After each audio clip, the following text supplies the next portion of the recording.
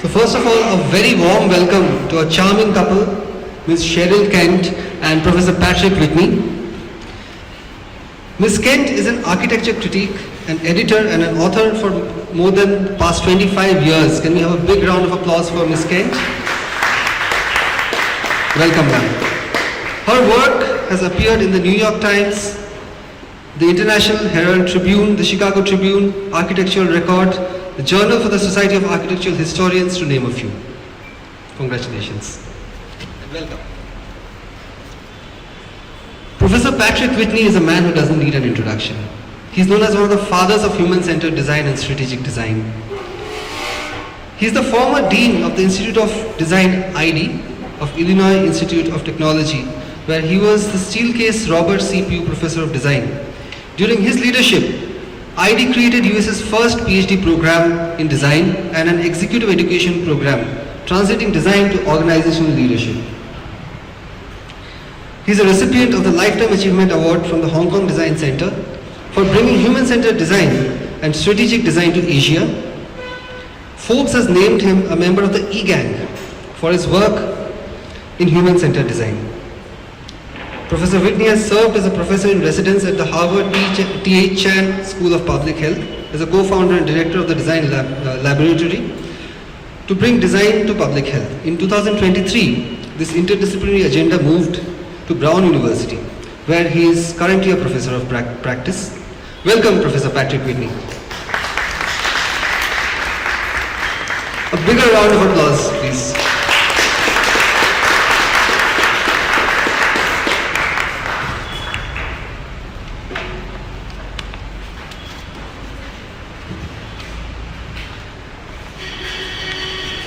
Next up, we have Mr. Jacob Matthew. Mr. Jacob is the president of the Association of Designers of India and one of the pillars of the World Design Protopolis project. He is a senior design principal at the Srishti Manipal Institute of Art, Design and Technology, Bangalore, where he leads the Impact Edge Lab. Mr. Jacob looks at design, business design, from a human and sustainable sense, and how does it sort of make an impact. In the past, he has co-founded Tesseract Design, EDM Design, Dovetail Furniture, Spring Health Water, and is an alumnus of the National Institute of Design. A warm welcome and a big round of applause for Mr. Jacob.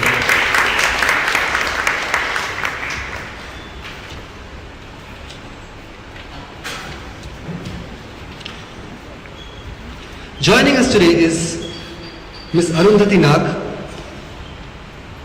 a veteran film actor and theatre actor who is definitive of theatre in Bangalore. Ms. Arundhati is the driving force behind Rangashankara, which is a definitive space for quality theatre in Bangalore.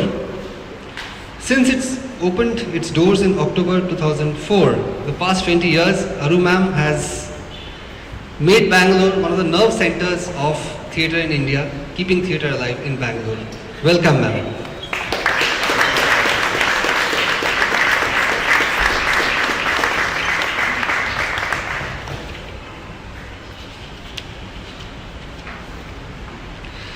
We are also thrilled to welcome Ms. Jahnavi Phalkey. She is a filmmaker, a historian of science and technology, and the founding director of the new Science Gallery, Bangalore, and Sir Ashutosh Mukherjee, visiting professor at the National Institute of Advanced Studies.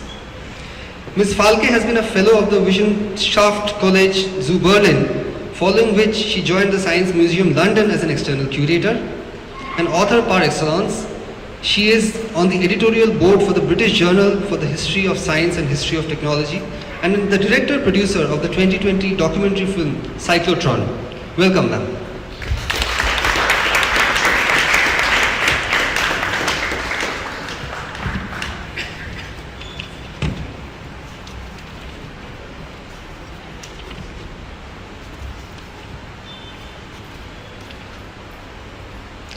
Presenting to you, artist of the city, Mr. Paul Fernandes. He's a creator of cartoons, an illustrator, and most importantly, a chronicler of time.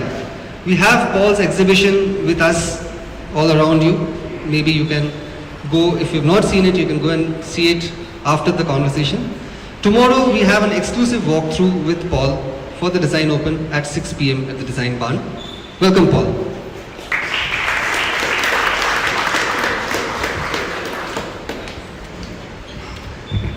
And finally, I'd like to call upon stage the agent provocateur of the evening of the design night, Sonia, Miss Sonia Manchanda. She's the co-founder of Spread and the Design Barn. She's a designer, a naturalist, and elected member of the World Design Organization Board. Okay. Thank you so much, everyone. And now over to our guests and to all of you for an exciting evening. Thank you so much.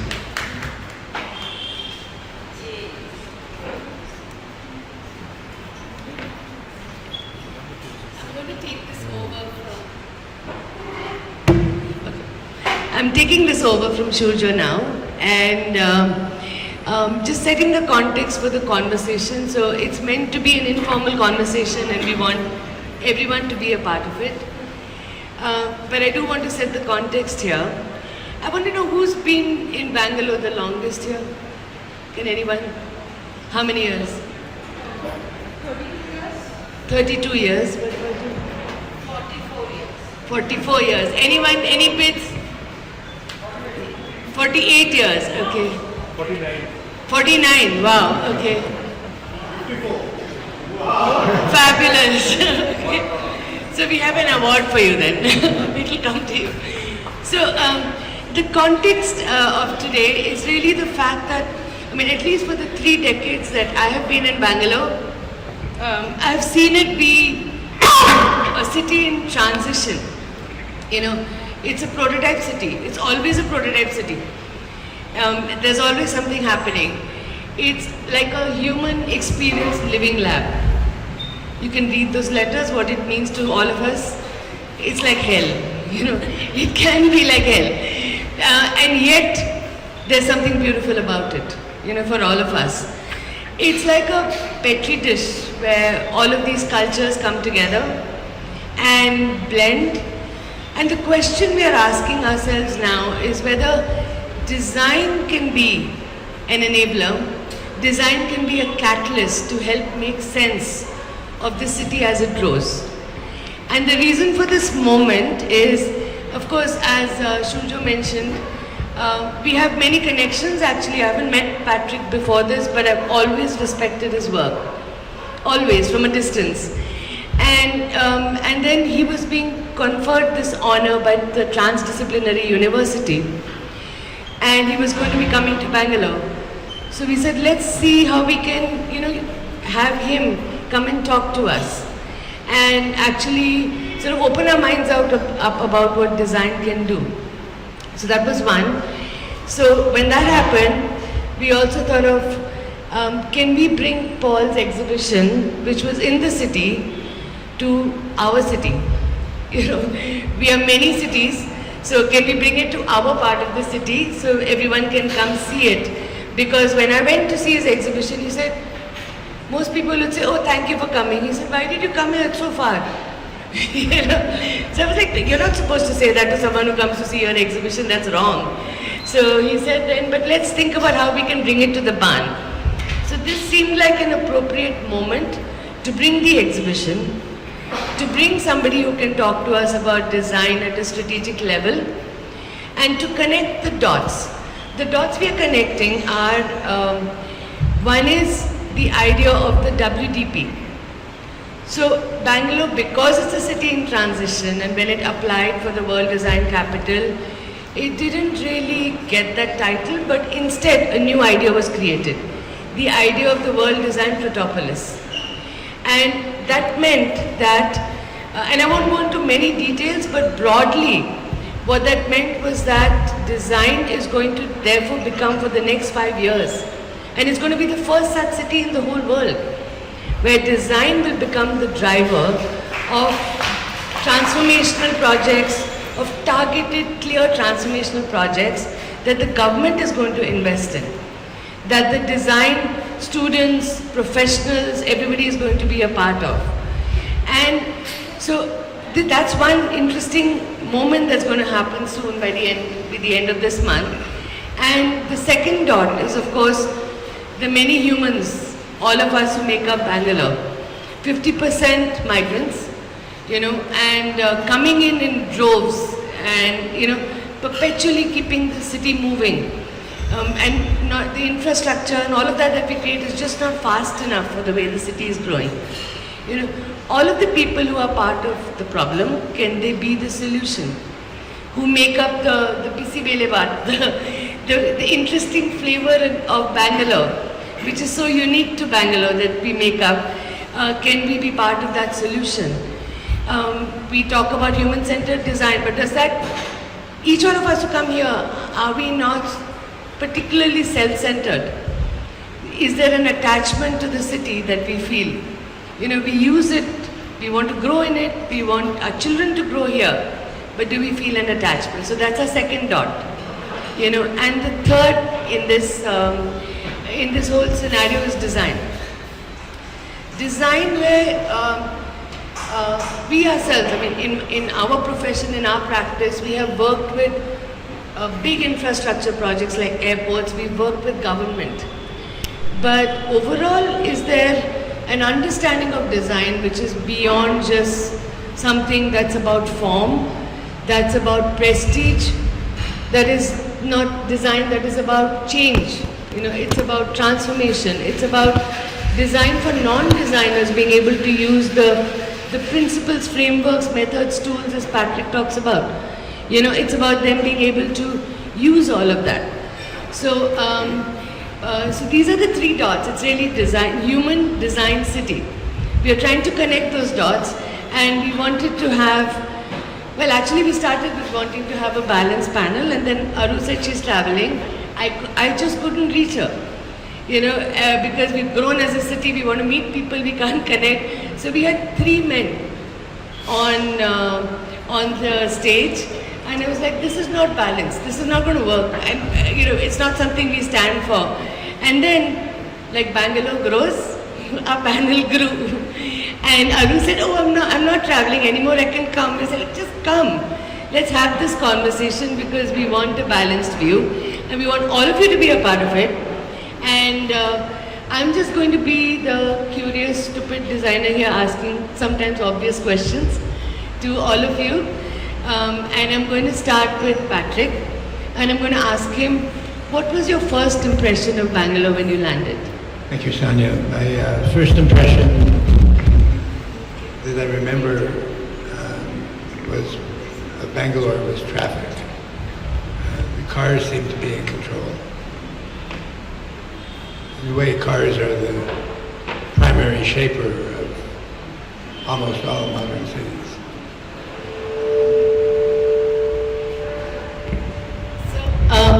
Okay.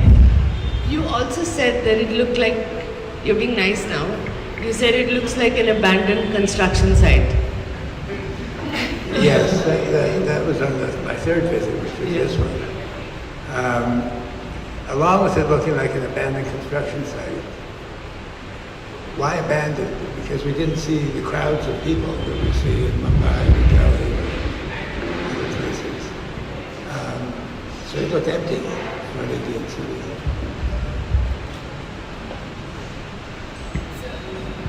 In that context, Jacob, would you tell us a little bit about why WDP? And what is your hope? Is some of these things that you want to fix with WDP? Why did you stick around with that project and push for it? I think Sonia started off by talking about balance here. Very often the men here are just projections of the women behind us who are pushing us. Yeah. So WDP actually started with a woman, Geeta Narayanan. She might drop in later today, but she got a call from the World Design Organization saying that there's the World Design Capital for 2022, and there is no Indian city that is registered for it. So I think it very quickly became a sort of not even a prestige issue, because we said, why doesn't Ahmedabad opt for it? Because they started the design education thing in India. So we found out that Ahmedabad was not going to do it because the World Design Capital required the support of the city government, and that was not going to happen in Ahmedabad. So then we said, Pune, they are very active. They've been running this festival for, actually we were at the Pune Design Festival just last week, and that was the 18th edition of the Pune Design Festival. We said, Pune will do it. And we called up Pune and said, are you guys applying for WTC? And they said no. So, so by a process of elimination, not so much to garner laurels, but really to save face for the country, we sort of put our hat in the ring. But very quickly, in about, I think 30 days, a bunch of us got together. And what was surprising was the nature of the people who got together. There were people from the tech industry, it was not just designers.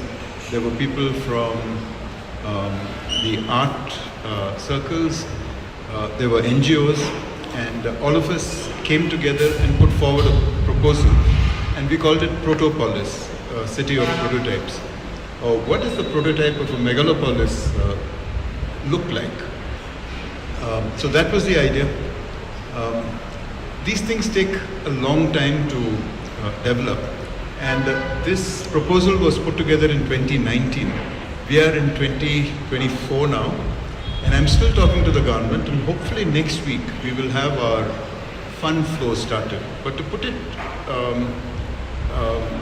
succinctly, the government of Karnataka, and by extension the government of the city, the BBMP, the Bangalore City Corporation, are supporting this project where designers and other stakeholders will come together to create prototypes of how the city can improve and be better for its citizens over the next 5 years.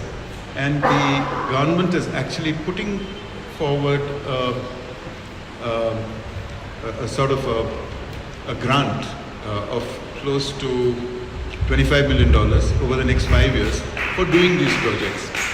Now, this is only the design fee part. Each of this fee of $25 million would result in projects of anywhere from $500 million to $1.5 billion being executed in the city of Bangalore over the next 5 years. And if we can bring some coherence to the nature of the work in systems, then we would see a visible improvement, not just for our city, but for other cities in the country and perhaps for other cities across the world. So we see this experiment, this living lab, as it were, as a model for the world. We hope the next World Design Protopolis is from somewhere in the global south. It's either from Latin. The other important part here is that this is going to be designed with, they say business with Chinese characteristics in China. So this is going to be designed with Indian characteristics. And this is something that I just picked up speaking to Darshan Shankar at TDU just 2 days ago. When he was talking about integrative medicine, he talked about systems, that everything that you do is interconnected. And one of the theories I've posited is that Italy is about style, Germany is about durable design, Switzerland is about precision and precise design, Japan is probably known for new technologies. What is India known for? And I've tried to push this idea of India is about design with soul. So what is design with soul? Design with soul is holistic, and Sonia and a few of us together tried to propose this idea of what Indian design is. And idiom was that expression of Indian design. But design with soul is when you do things in a systems way and you acknowledge that you are part of a larger system. In the Indian tradition, each of us are God, and we are part of God, and we are all interconnected. So this is my hope for WDP, that design uses this Indian idiom of soul, system, and interconnectedness and creates new solutions. Thank you, Jacob. Thank you so much. Okay, so everybody here now knows what is WDP, and hopefully will at some stage want to be a part of it and contribute in some way to it. But when we go about changing everything, I have a question for you, Arun. What should stay constant in this city that you have tried to give back so much to with the theatre, what do you think should remain constant? I think common sense has to remain constant, and not throwing that to the winds, because many a times in our chase for designs per se, design just as a kind of a visual material, we really give a vacation to common sense. So I would say the constant has to very carefully be common sense. And not throwing the old out only because it is old, but there is knowledge. And giving knowledge its credit, I think, is an extremely important part of development that we must not forget. We are seeing the flaws in the kind of development modules we have chased in everything on this planet, actually. So I think it's time for man to wake up and look at knowledge systems which work for the planet. I think that is the most important right now. We are not going to be able to take the whole quotient of practicality backwards. We are not going to be able to turn the clock back, but surely some redemption has to be done. For all the lakes that we have taken over and built apartments on, for all the indiscriminate construction, for all those glass buildings that we have built which radiate so much of heat back into the atmosphere, I think some sense has to come. That would be the constant for me, really. Thank you. To build on that, I'm going to ask you, Paul, do you think we have common sense, or do we just hide away in our gated communities, in our slums, and build our own little worlds? Or can we be part of this change? Should we think about being part of this change? Is it even possible to have this common sense, or to just live with the idea of Solpa Jasmari, as you said? That's the only constant I have known in Bangalore is Solpa Jasmari. So is there something you'd like to tell people? All of us here about that. We all, Bangalore has been a city of migrants. Right from the very beginning, from the Hoysala Empire, where people came here with constant ideas, they thought, and settled down and ruled Bangalore for hundreds of years. Another migrant was Kempagowda, who again came here and did something so constant for us. He founded Bangalore. Other migrants who followed him, the Marathas, the Mughals, the Mysore Maharajas, they all had they all gave to Bangalore so much, which we love today, After them came, of course, the Wadiyar Maharajas from Mysore, Hyder Ali, Tipu Sultan, and 200 years of the British. And they all gave us so much. They gave us design in their own way, which we enjoy today. So that's been a huge constant. The trees. Yeah. And, after independence in 1947, Bangalore had another wonderful migrant who came in, called the pensioner. And we all know him and love him so much. And he lived life here for 50 years, which was another very constant. Nothing changed for 50 years. But the government of India after independence, thought Bangalore was the perfect place to set up big industries, science institution. And, public sector undertakings. And the city started growing because millions came to live and work. But the city had a beautiful voice at that time. It had a charming voice, a powerful voice, and the people loved to listen to that voice. And then towards the end of the century, again, Bangalore welcomed a new set of migrants, the new IT industry. And of course, our pub industry supported them hugely. But the voice of the people now started getting louder. And today in 2024, the voice of the people is powerful, strident, and maybe the city is now losing her voice. So that, Arundhati, your idea of having a constant is so important. Such a beautiful thought. I love where this is going because it's the siren song of the city that brought all of us here, and yes, people continue to contribute. For instance, I think it's people like you, Pratima, at least in my life in Bangalore, I saw people set up places like Rang Shankara, places like Nityagram, nationally giving so much, and that is what maybe inspired even this space to want to give back. And not just do your work, but be able to give back.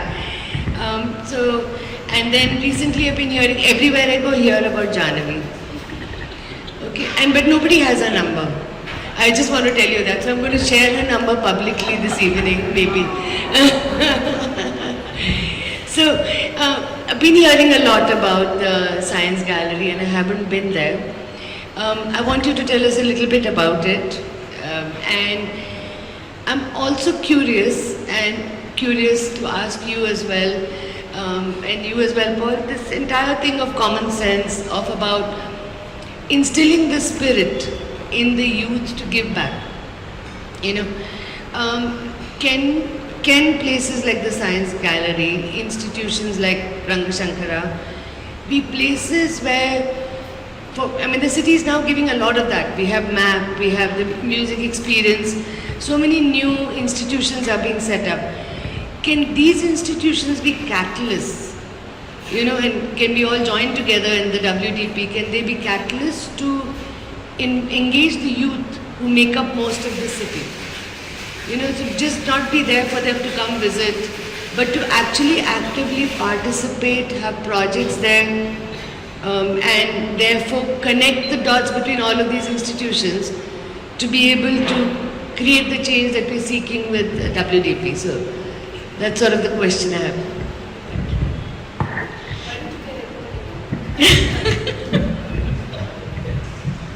Okay, thank you for generously inviting me to this panel and for letting me speak alongside people I have respected for so long.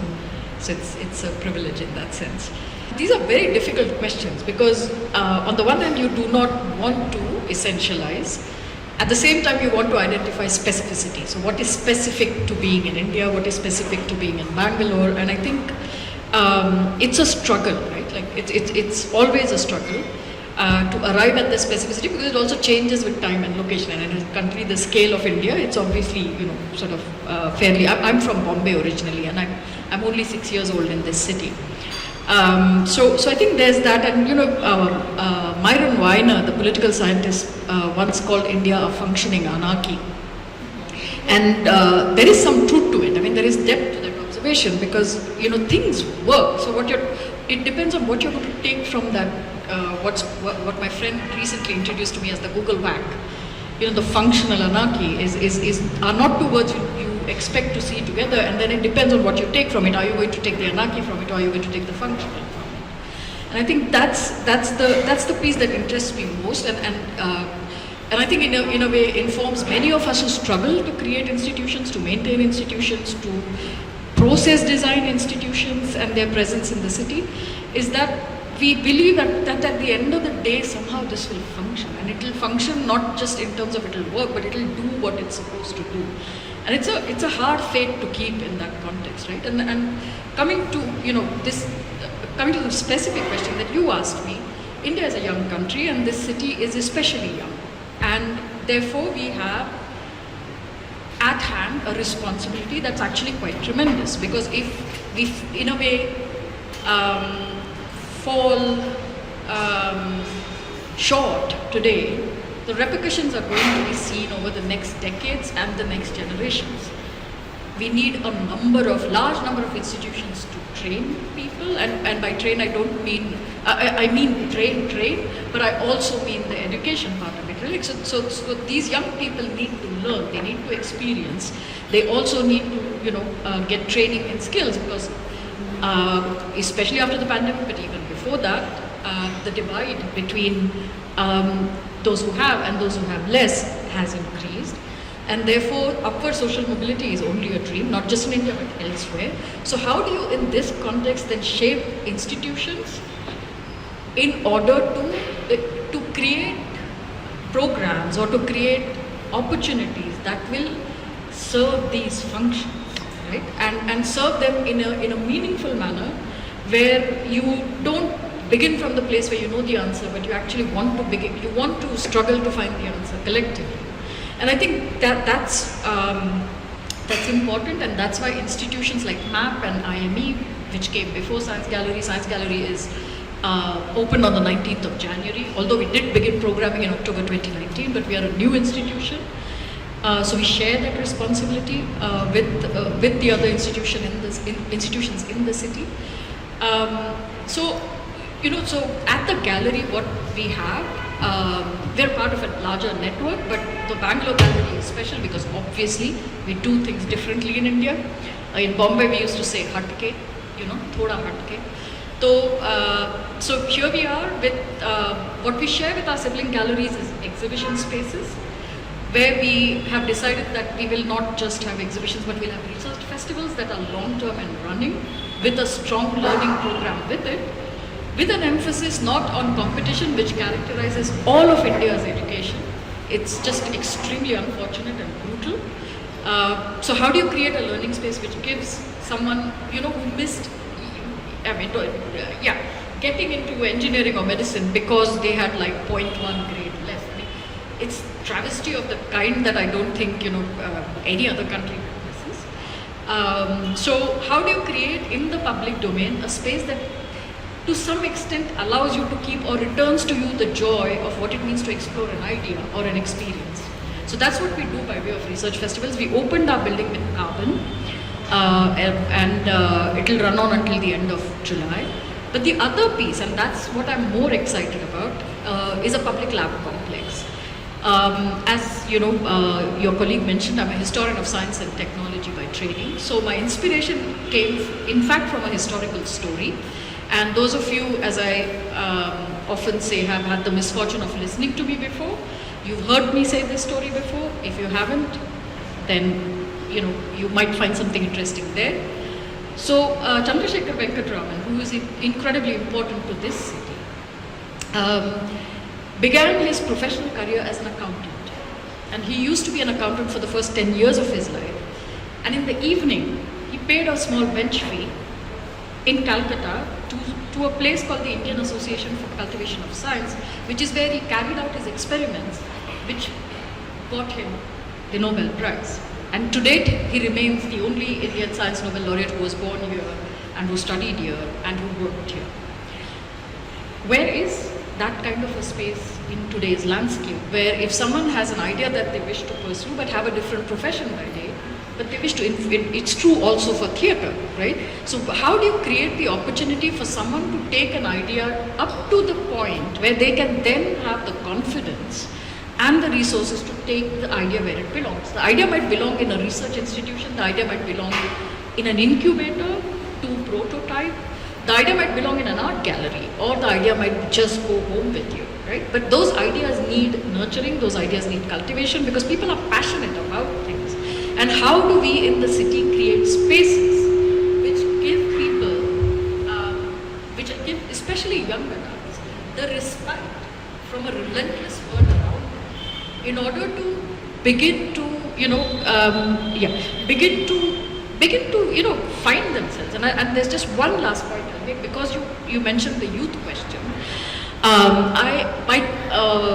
Before this, I was a university professor, and so if I know anything, I know how to run a classroom and to supervise PhD students and things like that. In this job, it's completely different, right? Like, it's about public education and shaping learning programs.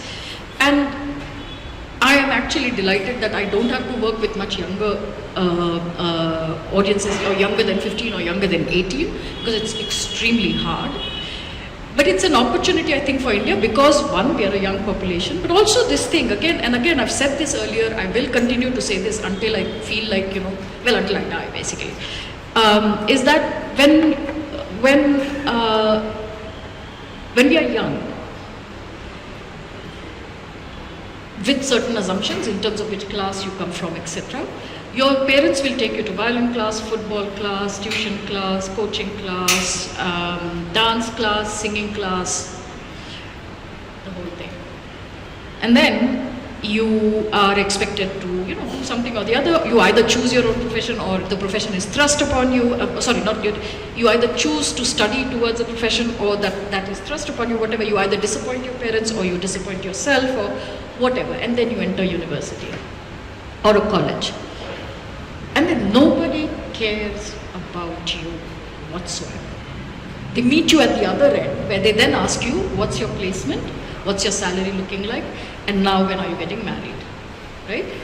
In this interim, when young people are making up their minds, they're discovering themselves, they're finding out who they are, who they want to be, all of those extremely difficult questions for that age, because those are very big emotions for that age, nobody's around.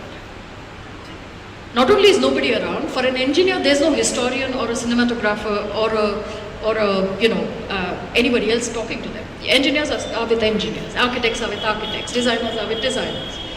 It's such a shrunken and impoverished youth that we lead in this country that it actually breaks my heart every time I think of it. And so I think the responsibility we have collectively as different kinds of institutions, adjacent to or entirely in the domain of learning, is to create a nurturing environment for our young, so that they find the resources but also the strength to access something new, to meet new people, to talk to someone who's not doing what they are doing, and things like that, right? And I think we really owe it to our young to be able to do that. I mean, it's enough that, our generations were destroyed. I think the next ones probably deserve better.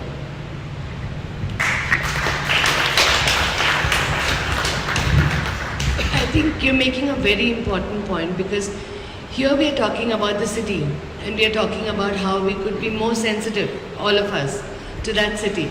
And maybe all the institutions come together to do some work there. But maybe we are very insensitive towards that next generation. And maybe then that's what they give back, So it's a very interesting point that you're making, and I think it's something worth thinking about, especially for those in education and us as parents, So I'm going to pass this on to Patrick. I think by now, the idea today was that he gets a better sense. Tomorrow we have a talk by him, and it's exclusively just giving him the stage and listening to him with all his years of work and wisdom that he has. And today is to really make him understand the pain that we have as Bangaloreans, the project we are starting. And I think now with some listening, I really want to ask you about how might we create the systems to be able to bring this change about.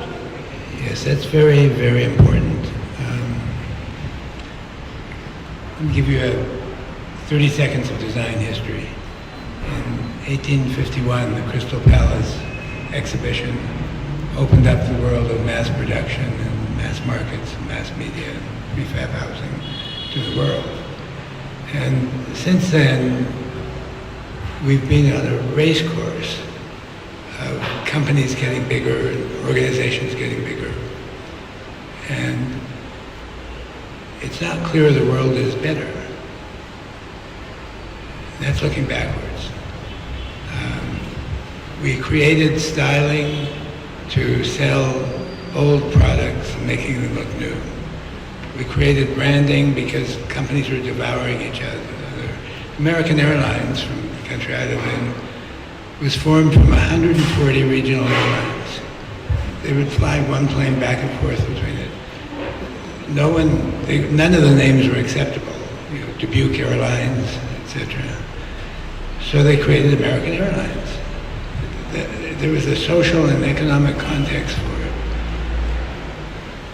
Come 1980, roughly 84, 85, companies got busy putting chips in products, and they made products difficult to use. Before 1980, I had a phone that would do about 6 things. I only used 3 of them, but I could manage the phone. They probably put a new phone on my desk, and it could do 140 things, but made it difficult to do the 6. You know, that created what we called human-centered design and interaction design. All of these movements in design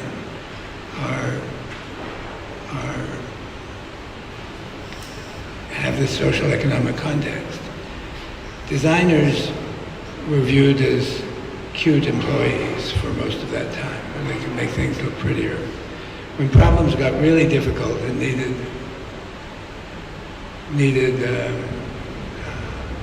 unusual thinking, executives brought designers in and put them on the team.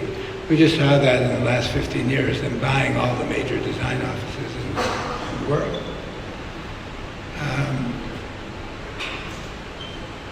I don't see any good results coming from those design offices being put inside the big companies. I think design might be the next field where the exemplifying the emperor not having any clothes. There may be a design bubble, and what it comes from is us inflating these ideas that design can make a difference when there's not a lot of evidence that it can do that at a large scale. There's this dream, and we use words like strategy and creativity and etc., and thinking something's going to come out of that. So that's all bad news so far. So let me give you some good news. Companies and organizations that you have referred to are run by what I call algorithmic systems. Algorithmic systems are systems where the organization leaders know what the capabilities of the organization are, and know how they relate to each other, and can quickly make decisions about what to do. So, making interactive products and the products that come out of Bangalore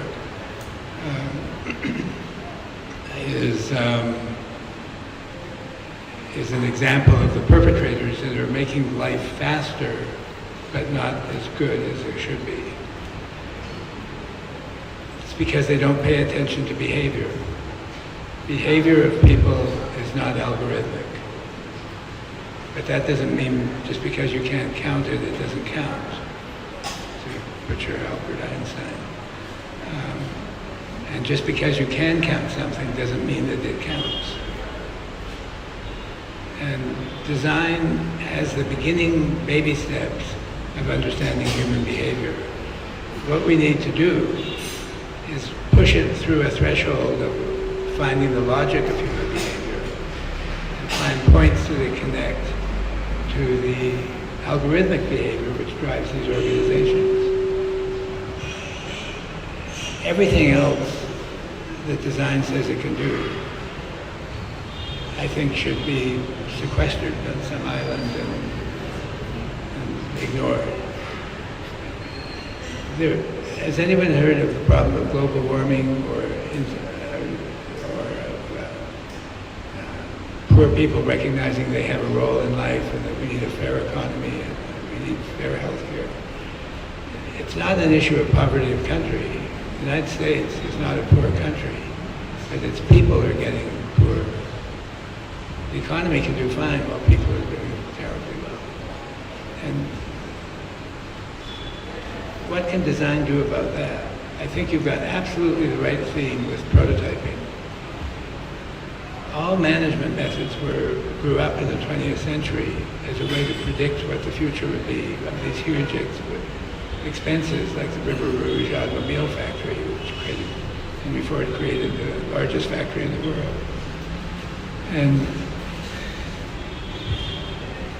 And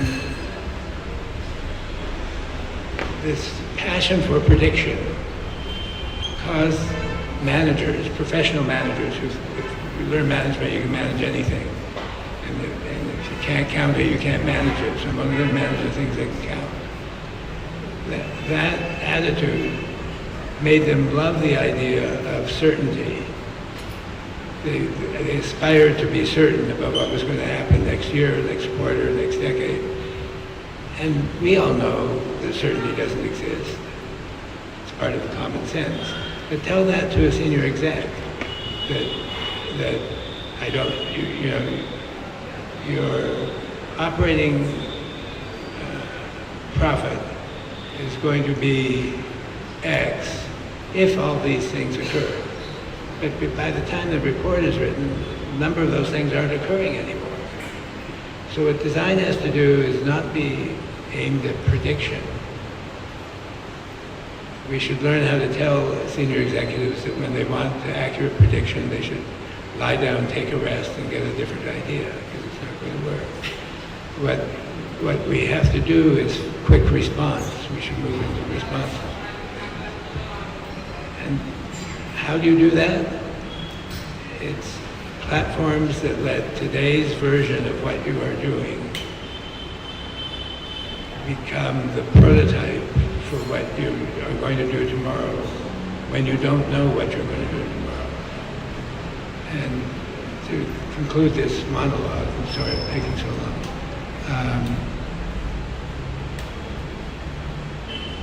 The designers for most of the 20th century have focused on the final object. They have to stop doing that and focus on the platforms that create types of objects. So in healthcare and learning and travel, we know the types we want and how they should respond. But we keep thinking of them as options, and then we pick one option and then we drive for it. We should stop picking options too early. We should create a platform of capabilities. It's a new flexible infrastructure. And my last comment will be India has a very special role in this. India could be the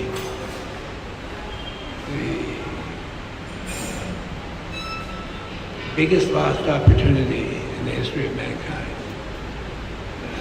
I don't think any of us want that to happen, but treating design and design problems like we did in the 20th century, which was about certainty, about scale, about efficiency, is going to cause us to repeat what we've done. Like, for example, not include the cost of acquiring raw resources in the final cost of the product, not including the cost of disposing a product into the initial price of the product. There are policy things, there are experience things, but our normal way of doing it is to talk in platitudes and do something that ends up not making much of a difference. And you've got an opportunity to do that. And, I think you've certainly got the capability and the number of people and the economic and social conditions. I spend a fair bit of time paying attention to villages in Jharkhand. These people are very sophisticated and know what they want, and we should figure out how to help them in little ways and then let them gain control of their own lives. I'll leave it at that.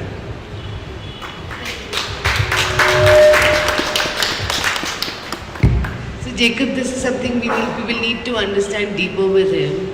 And would you tell the audience what the lady in Jharkhand said, just the two things that they wanted? What? The lady in Jharkhand, what she said to you, what are the two things they wanted? I'm sorry. The lady in Jharkhand. Oh, What did she yes. say to you? This was a village that we're told there'll be no one who can speak English, and not everyone can speak Hindi, and they're welcoming you. So they did the normal, outrageously gracious welcome with the songs and things like that. And then 250 ladies, mostly ladies, stayed behind to talk with us, with translators. And it was my first village visit in India. and I didn't know, and we were there, we were at the Gates Foundation to see if design could help NGOs, help villagers more than they were doing now. So I said, well, why don't I just dive in the deep end and say, well, tell me your thoughts about design, not even knowing whether they knew the word. And the answers, there was a pause of about 2 seconds. Immediately hands went up. And we got answers like, design is making a better future real. That's a better answer than I get from my Harvard graduate students. The other answer was, we know it can make products look better and make the world look better, but what we really think it might be able to do is make an organization work better. Even our self-help organizations could use some of these principles of design. Pretty good, organization design. They're ahead of the design field. And then the third lady who got up and said, you guys want to help us, and that's all very well and good. What you should help us with is educating our kids and getting better health care. We'll take care of the rest. You stay out of the rest of it. Help us with health care and kids' education, and we'll do the rest. That was one of the most optimistic days of my life, in that something great could happen and I wouldn't have to do the work. They were saying they were going to do the work. So it was remarkably uplifting to me. Thank you, Patrick. Maybe we'll ask the question, we'll see if the audience has a question or two, and then we'll continue the conversation with food and drinks, because it's just starting here. I think 2 minutes to show the slide. This is something we made this afternoon.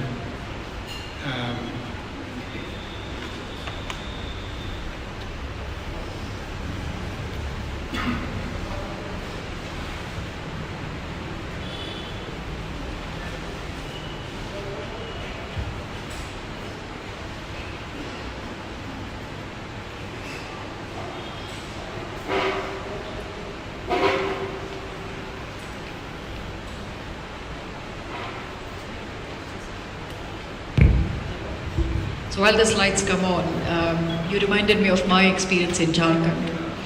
So when I was teaching in London, I would come back to India and go teach wherever, whoever will let me. And I once taught at Central University in Jharkhand. And at the end of a week's teaching, I remember organizing a debate between 2 groups of students. And one of them said in Hindi, so many people might get it, and I'll translate it later to English, where he said, एक हफ्ते से madam पढ़ा रही है कि modernisation और westernisation एक ही चीज़ नहीं होती है. And I was like, my work here is done, I'm leaving. So effectively, these are kids where I realized how urban our syllabi are, right? Like I was teaching them about history of science and technology, 20th century, and the kids picked up so well that when you discuss modernization, you're not necessarily discussing westernization. And they picked that up in a matter of a week, right? Like, and it was quite an amazing and a very humbling experience for me. Yeah, the idea of people following the Western model of innovation is a frightening idea. There's more harm done by the leading design innovation company in the world, Apple, stuff going into landfills that are poisoning the water. And that's where design and innovation is taking us. It's not a pretty future. This is looking at the past and the future. We've made monuments like temples in India that help people understand their hopes and fears. As we've evolved into the modern capitalist situation, the tallest buildings in town are the banks and insurance companies. What I'm proposing is that we make towers of garbage. And I'm serious about this. We should do this for the World Design Organization. Tower of Garbage is meant to show the fear and an environment not working correctly. And it's meant to show that we recognize it rather than hide it, rather than burying garbage, which creates clouds of methane. We should admit that we make much garbage. So a policy needs to be made, a government policy, that all waste has to stay in the community in which it's made. There is no away. Right? We used to think the ocean was away and could pollute it, but we learned that that's not there. So now we think space is away, but we don't want all that junk falling down on us. So I'm proposing that the garbage tower continues to grow as the community's fear of bad environment and their hope for a good environment grows. And design needs to do something like this, which is like hitting a person in the face with a big wet fish. You know, is to wake up. We're not going to get an improvement by working in the way we worked in the past decades. We have to do something new. Making there is no away t-shirts for everyone, truly. Because that's what we've done in Bangalore. We try to go away. We think garbage goes away, but nothing goes away actually. We think there's an away and we think there's an away. Yes, yeah, there's an away. So yeah, so turning it over to the audience, is there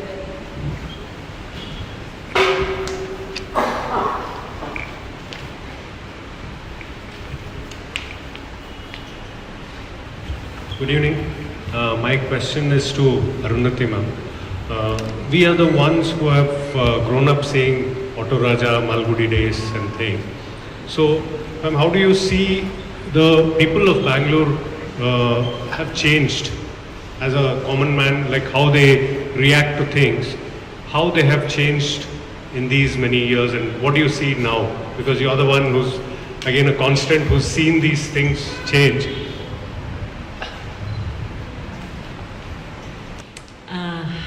That's a tough one. Times have changed in the last 30 years since Malgudi was made. It's 33 years since Shankar has passed away, so it's a long time now.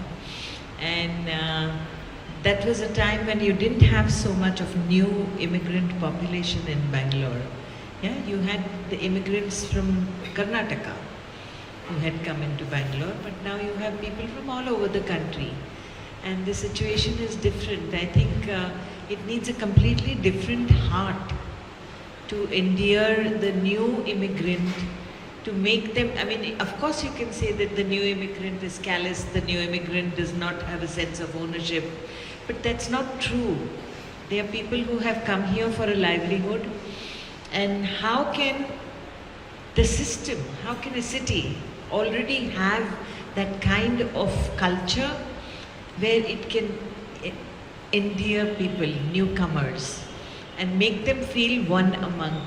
One way is try to take on the aggressive. I wouldn't say one should be aggressive.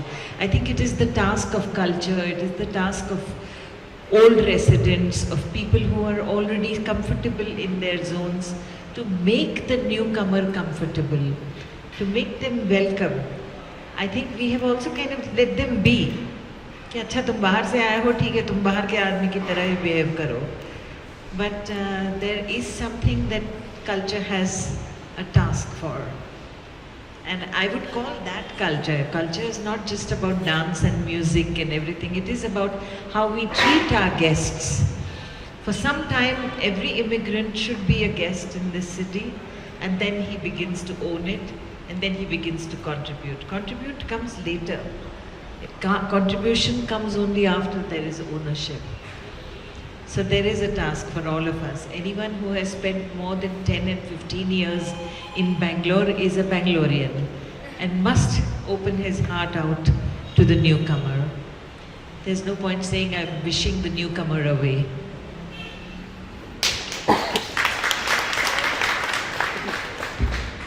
Anybody else? Good evening, everybody. My question is for Ms. Jahnavi, actually.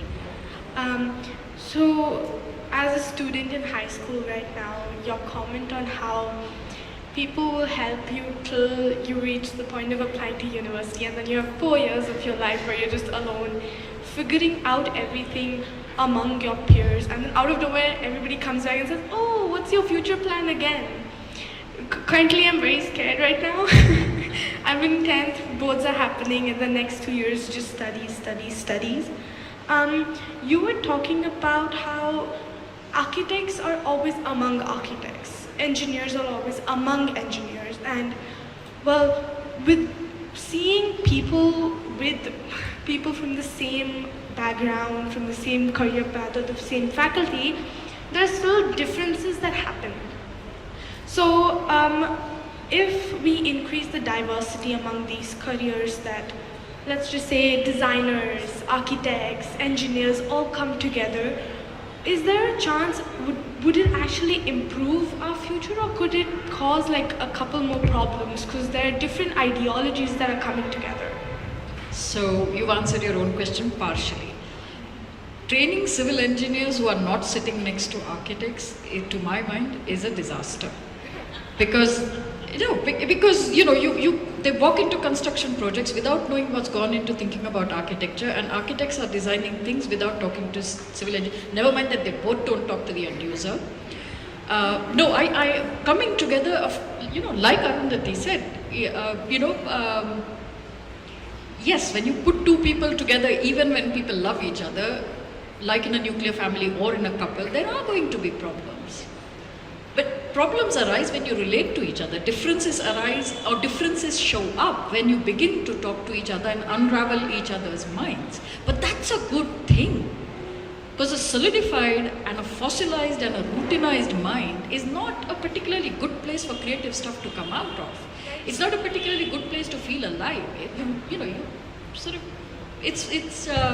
It's really a shrunken imagination to have urban planners who don't understand people's way of using water, or people's ways of organizing their lives.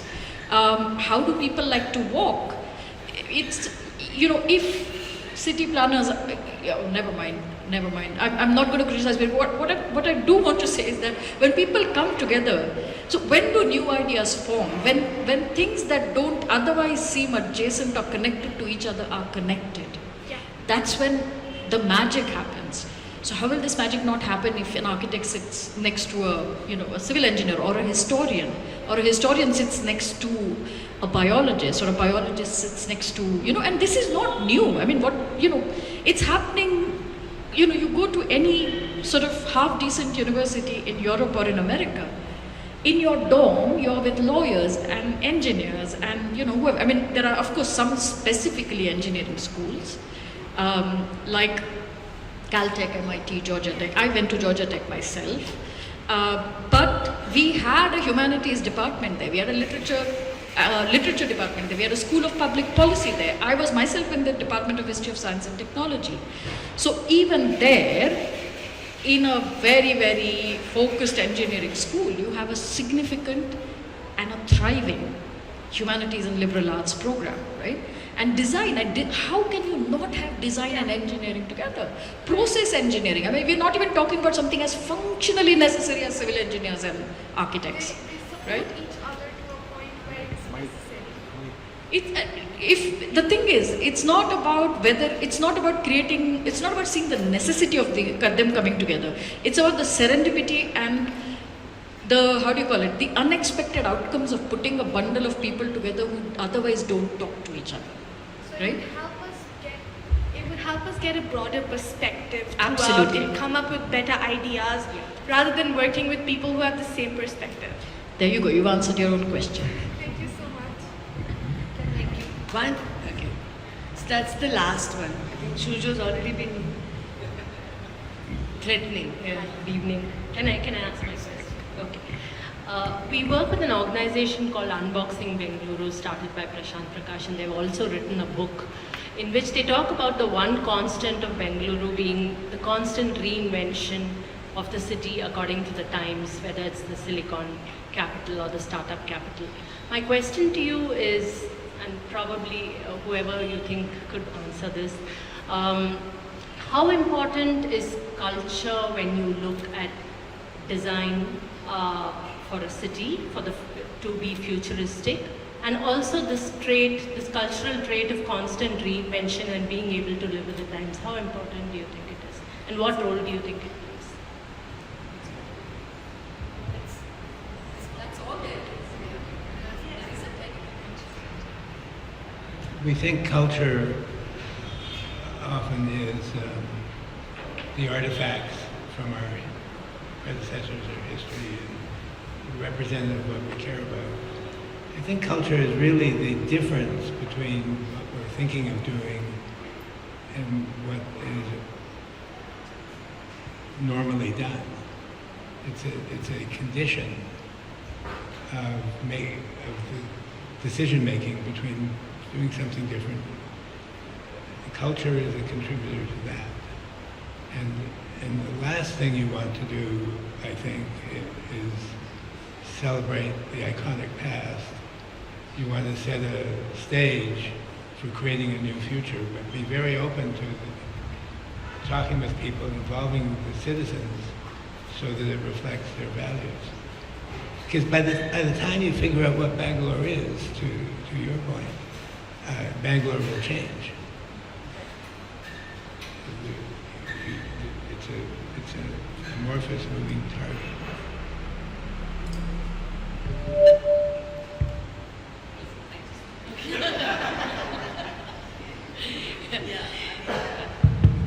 Culture is really what you do after you close the bedroom door, when nobody is watching. Culture is it's not this defined performance art practice only. So it won't be very easy to define how culture is going to be the driving force, but it very surreptitiously is flowing under your skin, under the floor of this garbage city that we are becoming. It is flowing, and it's up to us to seize the moment, to nurture it and make it into a bigger moment for all of us.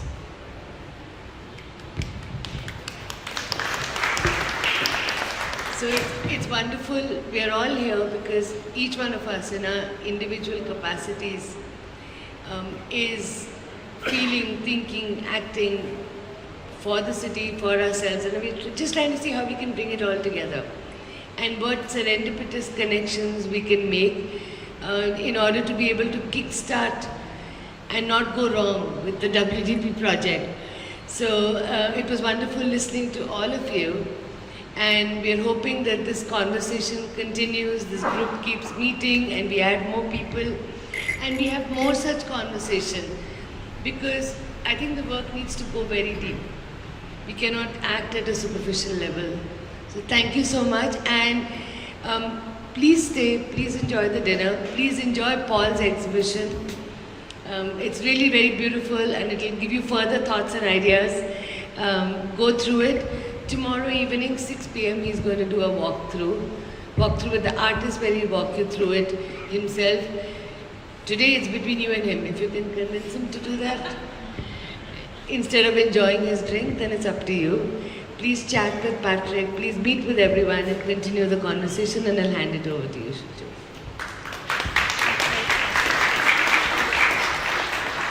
Thank you, Sonia, and thank you everyone for joining us for this evening. Well, before we wrap up from Spread in the Design Barn for our guests here, so I'd request Ms. Rajeshwari, to please share this with us.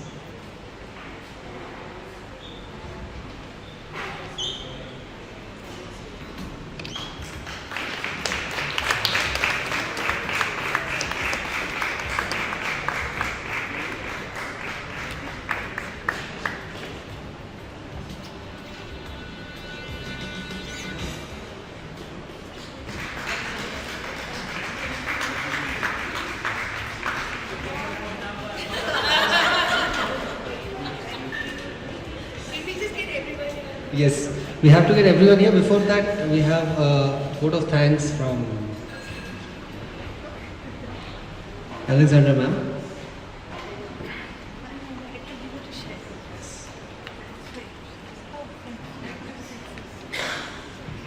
Thank you so much. I was hoping that is this going to repeat tomorrow? I don't know.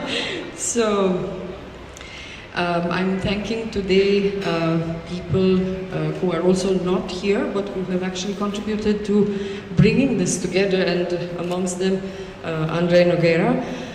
So a big thanks to him, and big applause, please.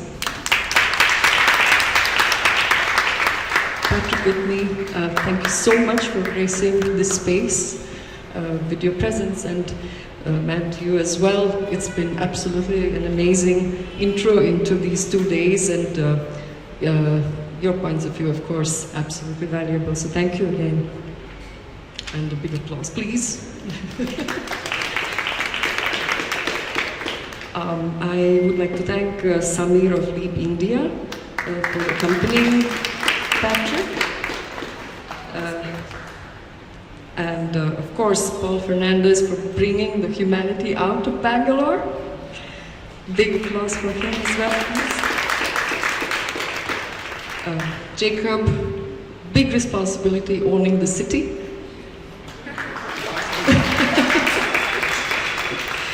And Arundhati ma'am for bringing culture always from underneath to the forefront, and for all the drama. Jahnavi, absolutely a pleasure to have the opportunity to meet, and thank you for your contributions to this city. It's absolutely amazing. Sonia, of course. Sonia is the queen of bringing extraordinary people together. Please, a big applause.